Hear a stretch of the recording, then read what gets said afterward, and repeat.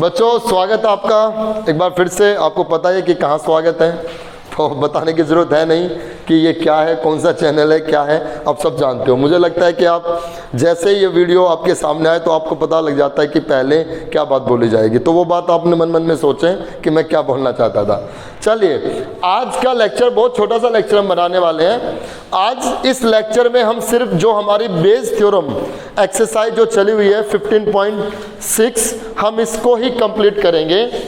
और last lecture में मैंने आपसे 21 तक क्वेश्चन करने को कहा था, आप सबने 21 तक कर भी लिए हैं। लास्ट के 4 क्वेश्चन 22, 23, 24, 25 इन 4 क्वेश्चंस को हम कंप्लीट करेंगे इस लेक्चर में और ये एक्सरसाइज भी कंप्लीट हो जाएगी।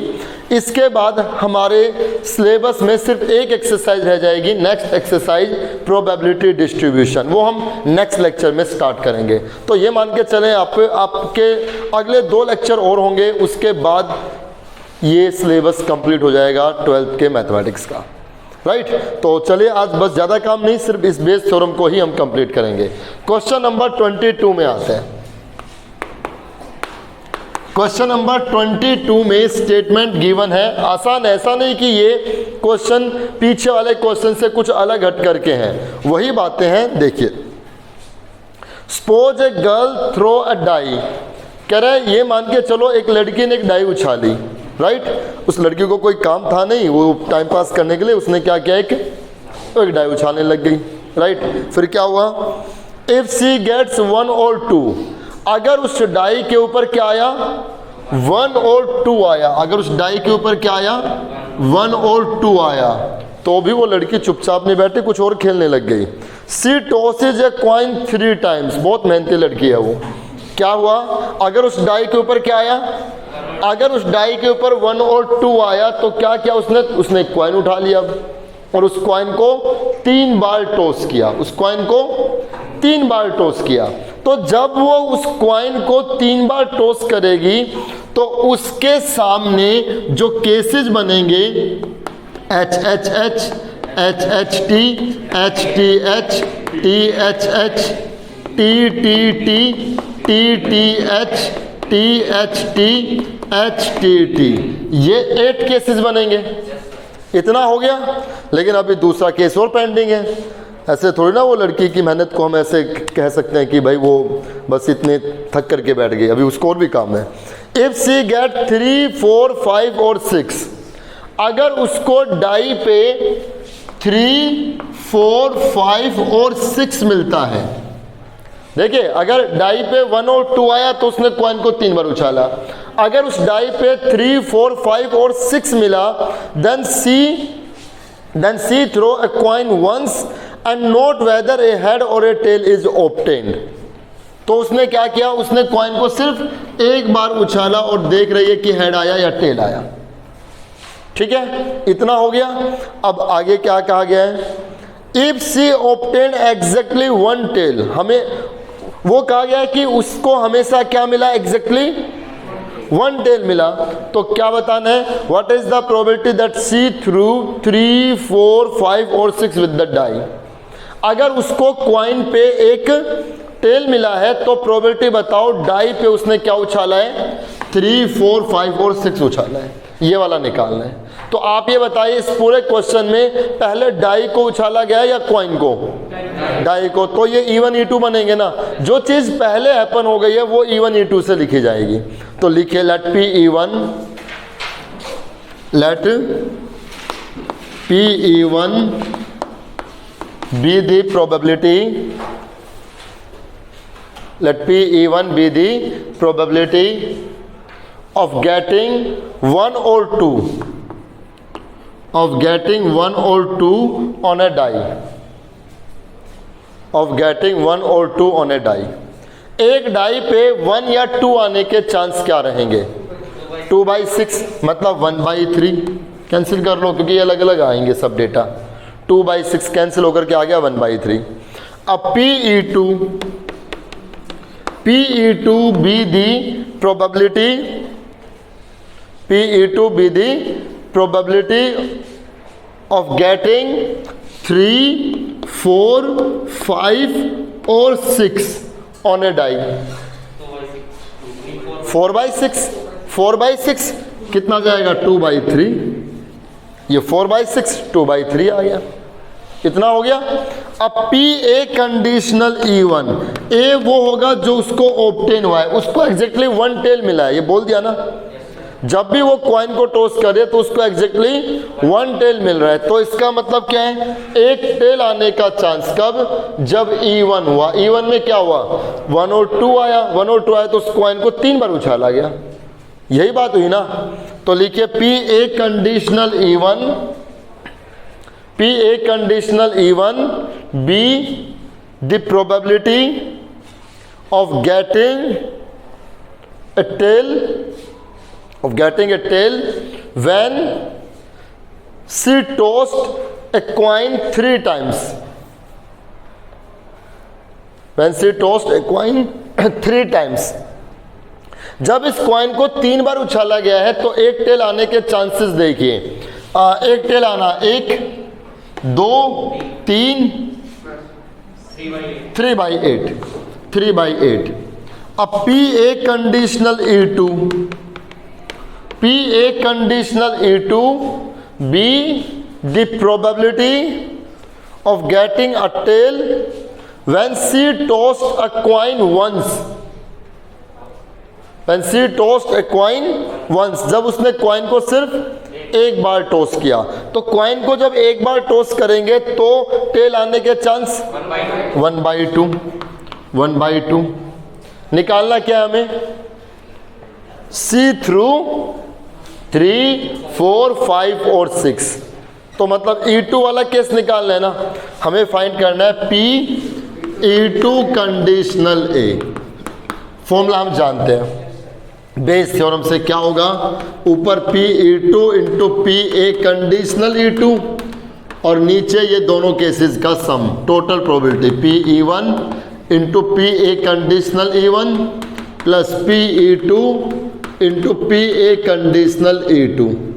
यहाँ लिख देते हैं P ए कंडीशनल E2, ये सब वैल्यू रख दीजिए। P E2 हमारे पास कितना है 2/3 और A कंडीशनल E2 कितना है 1/2 divided by E1 1/3, A conditional E1 3/8 और प्लस ये 2/3 मल्टीप्लाई 1/2। इसको आप सोल्व कर लीजिए, हाँ कितना जाएगा लास्ट में 8/11। सोल्व कर लीजिए आप, ये कैंसिल हो जाएगा, यहाँ से ये कैंसिल और एलसीएम लेकर के सोल्व कर लीजिए। तो ये इसका रिजल्ट आ गया, ठीक है, आप इजीली कर सकते हैं। क्वेश्चन नंबर 23 में आते हैं। क्वेश्चन नंबर 23 के 2 पार्ट हैं। फर्स्ट पार्ट हमने लिया, फर्स्ट पार्ट में कह रहे हैं for A, B and C the chances of being selected as the manager of a firm are in the ratio 4:1:2। 3 व्यक्ति हैं A, B, C, ठीक है, there are 3 persons A, B, C, ये A, B, C 3 व्यक्ति हैं। इन तीनों का किसी फर्म में मैनेजर बनने का चांस, A उस फर्म का मैनेजर बनेगा, इसके चांस क्या बनेंगे 4/7। इनका रेशियो दिया गया है ना, तो इसका फेवर में है ना ये 4 और टोटल ये हो गया 4/7। ऐसे B के मैनेजर बनने के चांस 1/7, ऐसे C के मैनेजर बनने के चांस 2/7। एक फर्म में 3 व्यक्ति ये काम कर रहे हैं और इनके मैनेजर बनने के चांसेस ये हैं। अब आगे क्या कह रहे हैं, The respective probabilities of them to introduce a radical change in marketing strategy are 0.3, 0.8 and 0.5। ये तीनों अगर मतलब इन तीनों में से कोई भी मैनेजर बनता है तो मार्केट में चेंज लेकर के आएंगे, मार्केट में रेडिकल चेंज लेकर के आएंगे। इसके चांसेस हैं, अगर ए मैनेजर बनता है तो वो मार्केट में रेडिकल चेंज लेकर के आएगा, इसके चांसेस 0.3। और बी के मैनेजर बनने पर मार्केट में रेडिकल चेंज आएगा, इसके चांस है 0.8 और सी के मैनेजर बनने पे 0.5। ये इनकी अपनी कोई स्ट्रेटेजी है, उसके बिहाफ पर ये मार्केट में रेडिकल चेंज लेकर के आएंगे, ये इनका ये आ गया। ठीक है, अब क्या कहा गया है, if the change does take place, मतलब चेंज आ गया मार्केट में। If the change does take place, कि चेंज आ गया है मार्केट में, चेंज आ गया, राइट तो आपको ये बताना है, find the probability that it is due to the appointment of B और सी। बताओ ये रेडिकल चेंज बी और सी के अपॉइंटमेंट होने के कारण हुए, है ना। सौरव गांगुली बीसीसीआई का बना और कह रहा है कि हमारा जो आईपीएल इस बार हिट रहा, कोरोना के चक्कर में फिर भी हमें ऐसा था, लेकिन देखा होगा एक दो दिन पहले सौरव गांगुली ने स्टेटमेंट दिया कि जो आईपीएल की सक्सेस है इससे मैं एकदम आहत नहीं हुआ, मतलब शौक नहीं हुआ, मुझे पहले से पता था इतना चेंज आएगा। तो मतलब अगर अब इसके पीछे कितना सच है, कितना एग्जैक्ट डेटा क्या है, अगर डेटा स्टोर किए जाए तो हम ये बता सकते हैं कि इस इंडिविजुअल व्यक्ति की इस पूरे प्लानिंग में कितनी इसने कारगर हुआ, मतलब उसका काम कितना वैल्यूएबल रहा जिससे कि ये चेंज आया, राइट तो मतलब वो चेंज आ चुका है, ये तो हम देख चुके हैं भाई चेंज आया। जो कंपनी एकदम डाउन चल रही थी या ऑन एवरेज चल रही थी वो बहुत ऊपर चली गई, तो प्रोबेबिलिटी बतानी वो किसके कारण हुई हो, बी और सी के कारण हुई हो। तो क्या करें, बी का निकाले सी का निकाले, दोनों को प्लस कर दें, या फिर ए का निकाल करके 1 में से माइनस कर दें। तो लिखिए, तो पहले वो मैनेजर बने या रेडिकल चेंज आया, पहले तो मैनेजर बनाए गए। Let P E1 be the probability of A selected as manager of the firm. तो ये कितना बनेगा 4/7। ऐसे ही PE2 be the probability of B selected as manager of the firm 1/7। ऐसे ही PE3 इसका कितना बनेगा 2/7। ये इन तीनों के इंडिविजुअली मैनेजर सेलेक्ट होने के चांस आ गए, आगे इतना ठीक है। अब हम लिखेंगे P A कंडीशनल E1। तो ए कंडीशनल E1 का मतलब, ए का मतलब क्या, रेडिकल चेंज आएगा कब, रेडिकल चेंज आएगा कब, जब E1 का सिलेक्शन हुआ, राइट तो लिखिए कितना बनेगा ये 0.33/10, राइट और P A कंडीशनल आप लिख दें, A conditional E1 be the probability of having radical change when A has appointed as manager. ठीक है, पूरी बात आप लिख दें, आप इंग्लिश जानते हैं। अब ए कंडीशनल E2 लिख दें, आपको पता है ए कंडीशनल E2 का मतलब क्या है, रेडिकल चेंज आएगा जब बी सेलेक्ट हो चुका है एज मैनेजर, कितना है 8/10। अब P A कंडीशनल E3 5/10 हो गया। ये सारी बातें लिख दें आपकी जो लिखनी है इसमें। अब हमें क्या निकालना है कि वो रेडिकल चेंज आ गया है, बताओ ये बी और सी के अपॉइंटमेंट के कारण हुआ। तो क्या करेंगे, रिक्वायर्ड प्रोबेबिलिटी 1 में से माइनस कर देंगे किसका, ए के केस का, E1 कंडीशनल है। और अब आप ये निकाल सकते हो भाई, P E1 कंडीशनल है निकाल सकते हो, उसको निकाल लो 1 में से माइनस कर दो, ठीक है। तो ये 23 के फर्स्ट पार्ट में आपको ऐसा करना है। 23 का जो सेकंड पार्ट है, 23 का जो सेकंड पार्ट है, 23 के सेकंड पार्ट में आप देखिए, सभी आपको खुद से करना है क्वेश्चन, ये आपके लिए छोड़ दिया है। सारा सब कुछ ऐसा ही है, लेकिन इसमें तो क्या था कि रेडिकल चेंज आ गया, बताओ ये इसके कारण हुआ। उसमें यह कहा है कि रेडिकल चेंज नहीं आया, देखो रेडिकल चेंज नहीं आया, तो बताओ ये इसके कारण हुआ। मेरी बात समझ में आई? इसके बारे में आपको सोचना है। तो आप यहाँ पे रेडिकल चेंज ना आने का चांस निकालेंगे 1 में से माइनस करके, क्योंकि रेडिकल चेंज नहीं आया, वो ये कह रहा है रेडिकल चेंज नहीं आया। तो यहाँ पे जो ये आएगा ना, ये क्या होगा, रेडिकल चेंज ना आए जब ए का सिलेक्शन हो 1 में से माइनस करके। ये 1 में से माइनस करके डेटा बनते सारे, फिर वो निकलता कि वो किसके कारण रहा जो रेडिकल चेंज नहीं आया। समझ में आ गया ना? चलिए 24 क्वेश्चन लेते हैं, लास्ट क्वेश्चन लेते हैं इस एक्सरसाइज में। उसके बाद 25 में तो पूरा हिंट दिया हुआ है, तो 24 लेते हैं, इस एक्सरसाइज को कंप्लीट करते हैं, इस लेक्चर को कंप्लीट करते हैं। 24 क्वेश्चन में क्या रहा है, there are 3 coins, 1 is 2 headed coin. कह रहा है 3 कॉइन है, मेरे पॉकेट में 3 कॉइन रखे हैं बच्चों। एक कॉइन तो कैसा है, 2 हेडेड कॉइन, दोनों तरफ हेड है, शोले फिल्म वाला। अब ये नहीं पता शोले फिल्म में एग्जैक्ट मेमोरी याद नहीं आ रही, दोनों तरफ हेड था, दोनों तरफ टेल था, हेड था। अगर दोनों तरफ हेड था तो अमिताभ बच्चन बहुत ज़्यादा उस फिल्म में फिर वो था, समझदार था, 2-3 बार पूरी फिल्म में टॉस होता है, वो हमेशा फिर टेल क्यों मांगता है? पहली बार धर्मेंद्र ने टॉस किया, उसने मांगा टेल, हेड आ गया, तो अम्मा नहीं होगा ना अगली बार उल्टा बोले नहीं अब इस बार हेड आना चाहिए। उसको पता था अच्छा इसके पास 2 हेडेड कॉइन रखा है, हेड बोलते मैं हार जाऊंगा, इसी को मरने दो।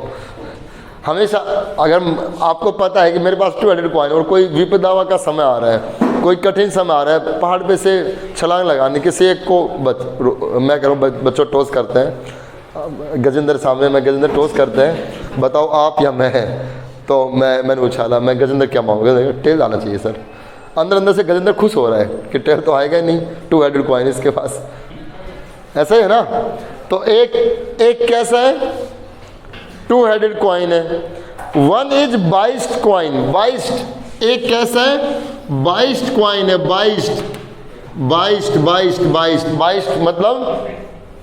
बाइस्ड मतलब धोखा देने वाला, मतलब धोखा देने वाले का मतलब अनफेयर। बाइस्ड मतलब अनफेयर, मतलब फेयर, अनबाइस्ड जब वर्ड आएगा ना, अनबाइस्ड का मतलब होता है फेयर, अनबाइस्ड का मतलब क्या होता है, बाइस्ड का मतलब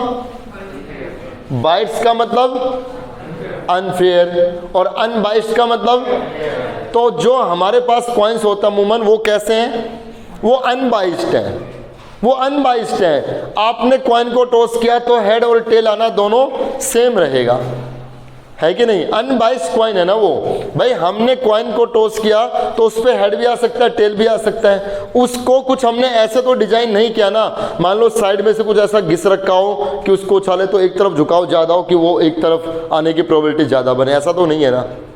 मामा शकुनी वाले पास से तो नहीं है ना, मामा शकुनी के पास से कुछ ऐसा कर रखा था, अब साइंटिफिकली तो कुछ ना कुछ होगा ही उसका कि जो नंबर चाहे वही ला देता था, है ना, जिसको महाभारत में दूध क्रीड़ा कहा गया। तो यहाँ पर एक कैसा था ये 22 का मतलब ये है कि ये एक्सपेरिमेंटल है, ये ऐसा है जिसपे हेड और टेल आने के चांस कुछ वेरिएशन होगी, उनकी सेम नहीं होगी। तो उसने बता रखा है एक 22 कॉइन है और वो कैसा है, दैट कम जब टेल 25% ऑफ द टाइम। ये जो 22 कॉइन ऐसा है कि इस पे टेल आने के चांस 25% है, बहुत कम है, 25% चांस है। तो 25% मतलब 25/100, 25/100 मतलब 1/4। मेरी बात समझ में आई नहीं आई? 4 बार टॉस करोगे तब एक बार टेल आएगा, ऐसा ये 22 कॉइन है, ऐसा एक्सपेरिमेंटल कॉइन है ये। और इस पे हेड आने के चांस 3/4, 1 में से माइनस। हर 4 बार टॉस करने पे 3 बार हेड आता है और 1 बार टेल आता है, तो ये 22 कॉइन है ऐसा। और अगला क्या कहा, 1 इज अनबाइस्ड कॉइन, और एक कैसा है, एक अनबाइस्ड कॉइन है, जैसा होता है फेयर एकदम, जो अमूमन होता है। इस पे हेड आने की प्रोबेबिलिटी कितनी होगी, 1/2, टेल आने की प्रोबेबिलिटी कितनी होगी, 1/2, हाफ होगी। इस पे इस 2 हेडेड कॉइन पे हेड आने की प्रोबेबिलिटी 1 है, श्योर है भाई, दोनों तरफ हेड है, जब भी उछालोगे हेड ही आएगा। और टेल आने की प्रोबेबिलिटी 0 है। हो गए। ऐसे 3 कॉइन मेरे पॉकेट में रखे हुए हैं, फिर क्या हुआ, one of the 3 coin is selected at random and toast. मैंने उन 3 कॉइन में से कोई एक कॉइन निकाल लिया, तो पहले तो कॉइन का सिलेक्शन हुआ, भाई तीनों में से कोई भी कॉइन आ सकता था ना। एंड टॉस, उसको टॉस किया, फिर टॉस करने के बाद क्या आया, इट शोज हेड, उस पे हेड आकर के गिरा, रिजल्ट क्या आया, हेड आया। तो प्रोबेबिलिटी बतानी है, what is the probability that it is a 2 headed coin. Probability बताओ, ये जो हेड आया ये किस पे आया हो, 2 हेडेड कॉइन पे, मतलब सिलेक्शन किसका हुआ था, 2 हेडेड कॉइन का। तो इसमें पहले कॉइन को टॉस किया गया या पहले कॉइन का सिलेक्शन किया गया, पहले कॉइन का सिलेक्शन किया गया, तो पहले कॉइन का सिलेक्शन करेंगे। Let P E1 be the probability, P E1 be the probability of selecting 2-headed coin, of selecting 2-headed coin। इस 2-headed coin को सिलेक्ट करने के चांस कितने होंगे, 1/3। 3 कॉइन में से अगर कोई ये एक कॉइन सेलेक्ट हो गया है तो 3 में से ये एक ही तो था, 1/3। ऐसे P E2 be the probability of selecting a biased coin। इस बाइस कॉइन को सिलेक्ट करने के चांस ये भी 1/3। ऐसे P E3 be the probability of selecting unbiased coin, ये भी 1/3। तो ये तो कॉइन्स का सिलेक्शन हो गया। अब जो कॉइन सेलेक्ट किया उसको टॉस किया और उस पे क्या आया, उस पे हेड आया, तो P A conditional E1, A conditional E1 का मतलब, A का मतलब हेड आने का चांस, A का मतलब हेड आने का चांस कब, जब E1 हो चुका। E1 में क्या हुआ, E1 में क्या हुआ, जब ये 2 हेडेड कॉइन सेलेक्ट हुआ। तो लिखिए P A conditional E1 be the probability, P A conditional E1 be the probability of getting ahead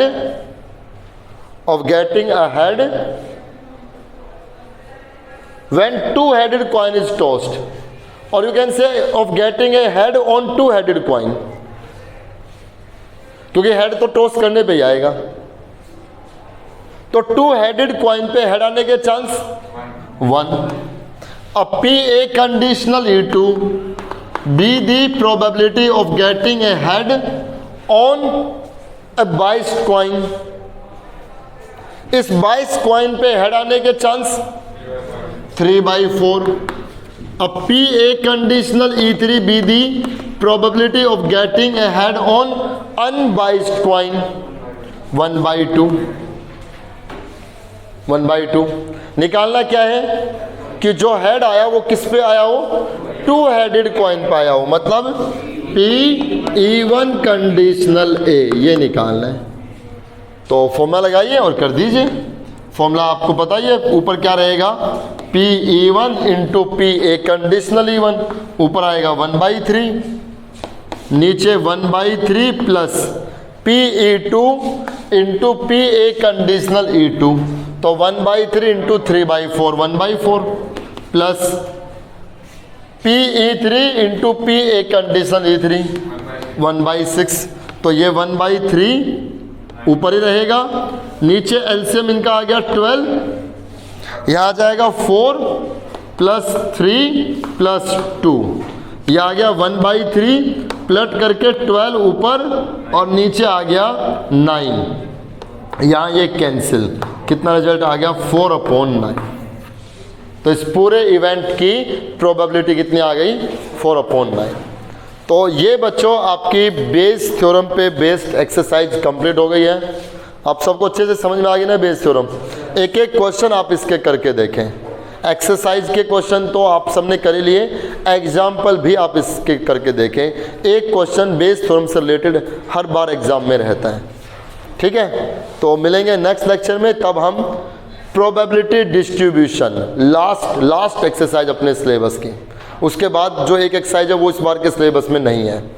right, जिसमें मीन और वेरिएंस निकालना है। तो एक लास्ट एक्सरसाइज इससे नेक्स्ट जो है वो करनी है हमें, प्रोबेबिलिटी डिस्ट्रीब्यूशन निकालना है। नेक्स्ट लेक्चर में स्टार्ट करते हैं, करने को तो अब भी कर सकते थे पर चलो नेक्स्ट लेक्चर में ही स्टार्ट कर देंगे। 2 लेक्चर और बनेंगे, ऑलमोस्ट वो कंप्लीट हो जाएंगे, ठीक है। तो उसके बाद फिर रिवीजन का दौर स्टार्ट होगा।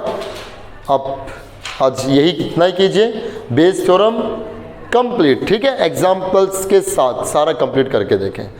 Thank you so much.